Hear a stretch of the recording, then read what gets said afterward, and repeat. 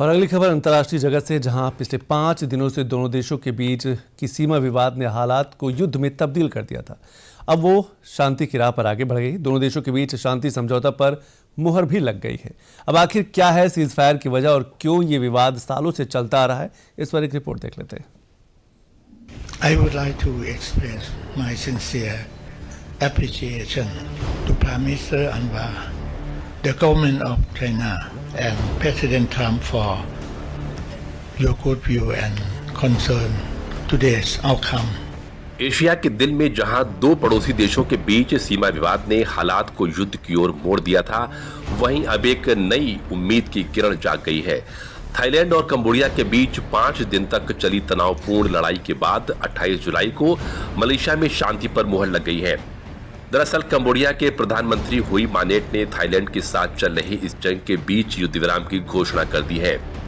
ये ऐतिहासिक बैठक इस समय पूरी दुनिया की निगाहों पर थी, क्योंकि दोनों देशों के बीच की दरार सालों से चलती आ रही है और अब दोनों देशों के नेता एक ही मेज पर समझौते की टेबल पर बैठकर शांति की राह पर चल पड़े हैं। थाईलैंड और कंबोडिया के बीच तत्काल और बिना शर्त के सीज फायर लागू हो गया है। चीन और अमेरिका ने इस सीज फायर में मध्यस्थता की है।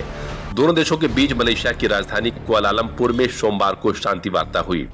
इस बैठक में थाईलैंड की तरफ से कार्यवाहक प्रधानमंत्री फुमथम वेचायाचाई और कंबोडिया की तरफ से प्रधानमंत्री हुन मानेट ने हिस्सा लिया।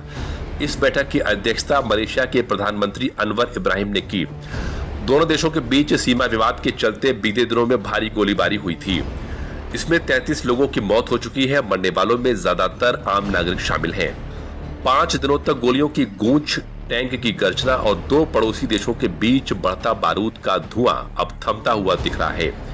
थाईलैंड और कंबोडिया के बीच लंबे समय से चले आ रहे सीमा विवाद ने 4 दिन पहले जब हिंसक रूप लिया तो लगा जैसे साउथ ईस्ट एशिया एक और युद्ध की आग में झुलसने वाला है।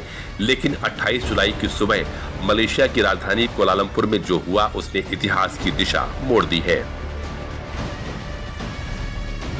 On behalf of the Malaysian government and ASEAN, I must express my deep appreciation and gratitude to both my close friends and associates, the Prime Minister of Cambodia, Samdech Hun Manet, and the Prime Minister of Thailand, Bumtham Wichayachai, for not only being present, gracious enough to participate in very frank discussions, very passionate about securing peace, and due to their efforts and participation, we have seen very positive development and results.